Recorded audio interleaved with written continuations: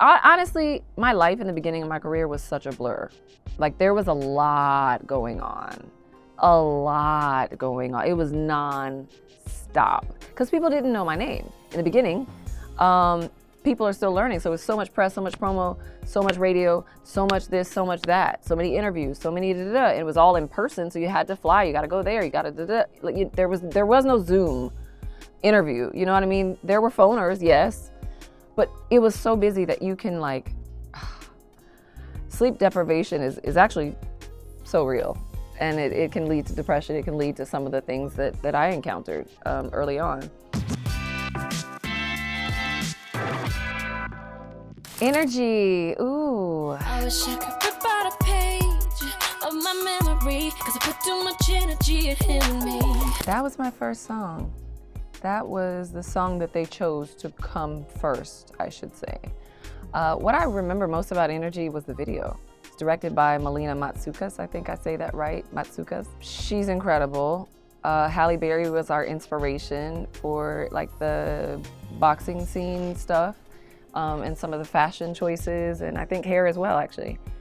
And I think we nailed it. I remember seeing side-by-sides of my video and her images, Halle Berry's images, and I was like, oh, we did a good job.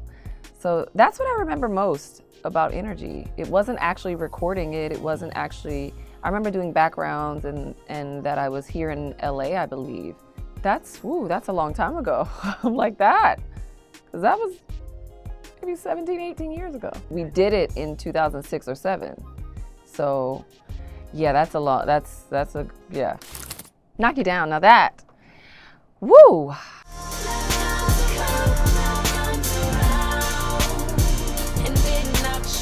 My most vivid memories of Knock You Down were the session with Kanye. Yeah.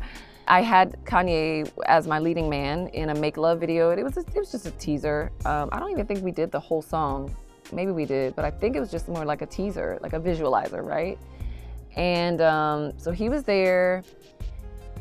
He walked up to me during filming, and at some point, off screen, but he said, so how's your album going? Just talking, 2 artists talking, and I say, it's going great, but the only thing missing is you. And it really felt like I was out there. I was on a cliff, you know what I mean, for a good 4 seconds. And he goes, well, why can't I be on it? I was like, man, I didn't know he'd be interested. So he responded positively. He's like, well, why can't I, well, what's the issue? I'll do a verse, like I'd love to. I was like, freak. My album was being mastered. Like, as we speak, it was being mastered. This is physical copy days, you know what I mean? This is not easily reversed.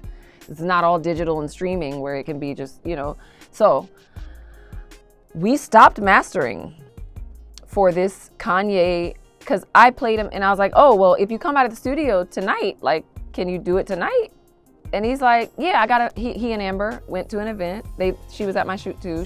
They went to their event. And I booked a session hoping he really showed up, because that can get tricky. It was coming out, they were coming from somewhere else. We did a video shoot. They had some other plans. I didn't know if they were really gonna come back, to do the verse. Sure enough, he showed up. Actually, I didn't know what song I wanted him to be on. I thought it would be Alienated. I really thought that it would be Alienated. That was the song that I had kind of decided that I wanted him to be a part of. He made an incredibly long verse on Knock You Down. We had to chop it up, and he was pissed.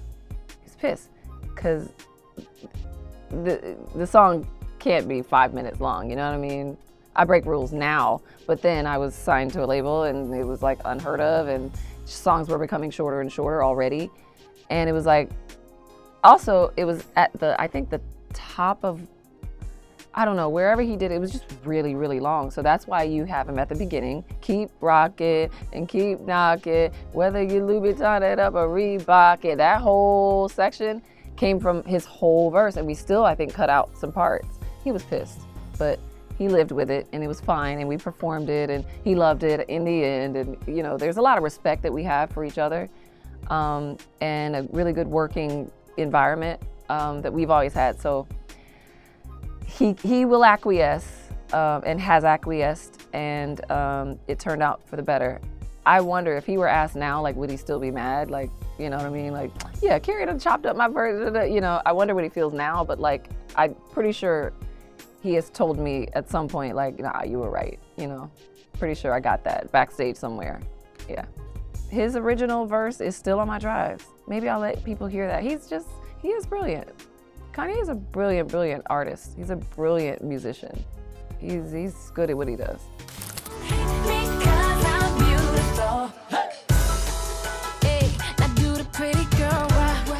Pretty Girl Rock, that was fun. That was Neo. We were at, I believe, Westlake Studios here in LA. And Neo's a quick writer. Again, he's a genius. He's a quick writer. He started the record and was almost finished before I even got there. He was in the booth when I got there, and he was laying down like, now do the pretty girl, rock, rock, rock, rock, rock, do the pretty girl. Like, it's him singing it, so it's funny. It's funny whenever like I'm having to do a guy demo, or like when a guy is having to do a demo for a girl. That's always, it's really enjoyable. But yeah, he was like, yeah, this is what I think you should do. This is what I think of you. I think you're really pretty, and I think you give girls confidence. And so that was his whole concept. And he had to leave. I finished the record, recorded it, added some arrangements, you know, did that, but that was basically his brainchild. Pretty Girl Rock was, yeah. And it went on to be one of my biggest hits, and I'm forever grateful. I love Neo, to this day, love him. Slow Dance. Ain't no other girl can rock your world like that was produced by some producers signed at the time to Timbaland, King and John. They went by Royal Court, and super talented brothers. Justin Timberlake helped me write that. We were listening to the track in Timbaland Studio in Virginia, Thomas Crown Studios in Virginia, and that song is playing. Justin begins scatting. We are now at the point where we're just bouncing ideas back and forth, and he didn't intend to write. He was literally just there for something. He was there for his own session.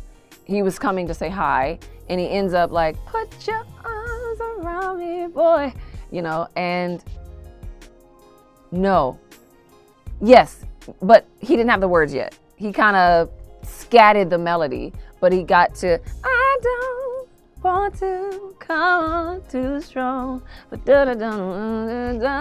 know, it was just, it's scatting, we call it, and you put words to it or whatever. So he gave me, and I was like, hold on, I had a recorder. I lost it, but I had a recorder, like a hand recorder, you know, that journalists use.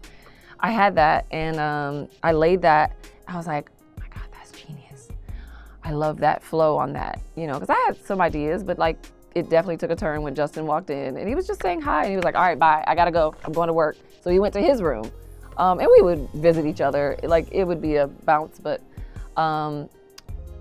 he left, and I just started writing immediately and finished it. I still love that song. It's dynamic, and it's kind of Prince-like in a sense, you know? It's like Adore by Prince. Reminds me of that. It reminds me of, I don't know, just an era. I like vintage things. I like retro things. And you'll hear that more and more as my career continues, because I've got several albums worth of music right now. So that's gonna be fun to allow people to see the explorations that I've been doing. Tell them the truth. Just wait a little bit. Tell them the truth. Tell 'em the Truth was a really quick write. I wrote that song in like 15 minutes in its entirety. We were on like a write-a-thon of sorts. Myself, Danja, and Marcella. I wrote that one by myself, and we were quite delirious. And I guess delirium brings a certain level of vulnerability out.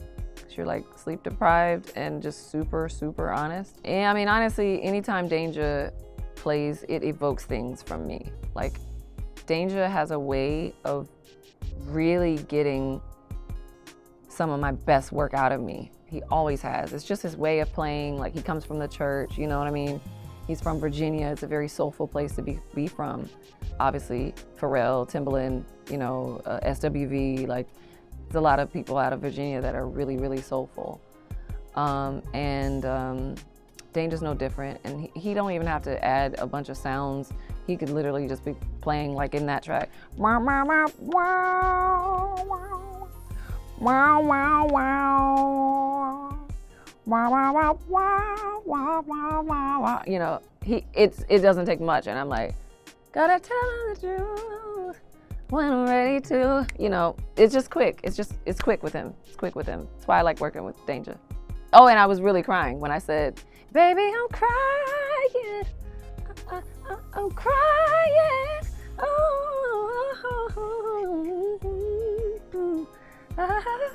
I was really crying.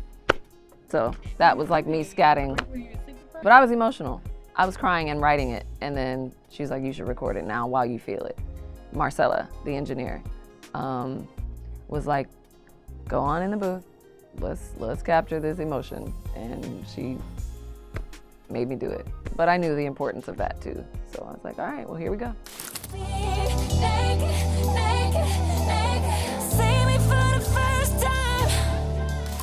The thoughts behind that is just, I had that yearning because I felt that I was hiding from the world. And there is a real longing to be understood. Because I was hiding and protecting and doing things like that, I deprived the world of knowing who I truly am. And so that's what inspired Naked. Like, I want the world to be able to see me for the first time. And that's what I'm trying to accomplish with We Need to Talk. I cried during the making of several songs on We Need to Talk, for sure. During the making, during the sessions, or doing the writing, or in the car on the way, in the car, in the parking lot. Like, there were a lot of tearful moments in the making of We Need to Talk, for sure.